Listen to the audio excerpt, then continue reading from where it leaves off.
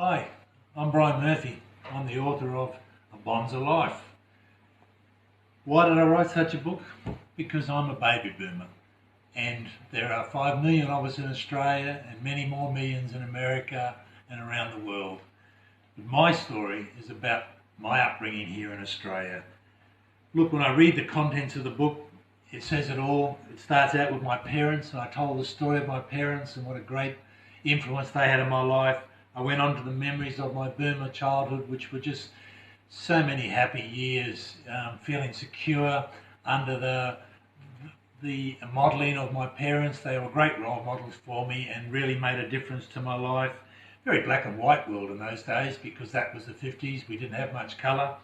To being a boomer teenager, being at school, my schooling with teachers that were returned servicemen and women that had been on the land army and whatever, and they ran the schools like an army, so that was an interesting time in the schools.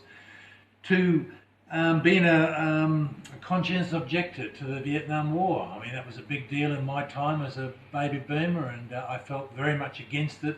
But of course, my marble was drawn and I was called up, so I had to go to court on that one. I talk about my mates' marriages and life around those because mates had such an influence on your life.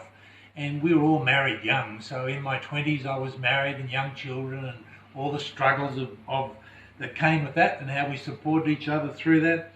Boomer parenting, wow, that was an interesting time because we wanted to do it different from, like every generation, do it different from what our parents did from those black and white days.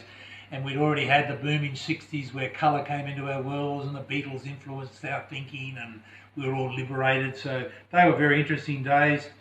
The death of my sister who died of breast cancer, which was a great shock to me, and I had to write about that because I miss her so terribly. Boomer jobs. I mean, I had over 50 jobs in my time and it was never a problem. You know, you lose one job, start another job. That's the way it was.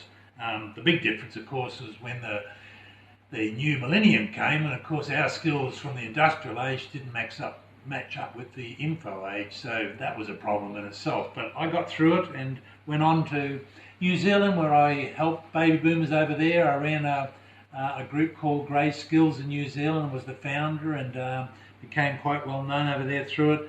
Back here and formed a group called Bonza, Baby Boomers of New Zealand and Australia.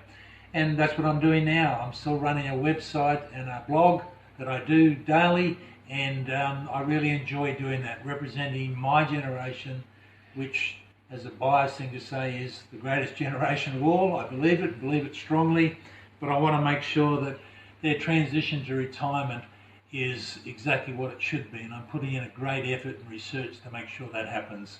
That's the book, that's what it's about.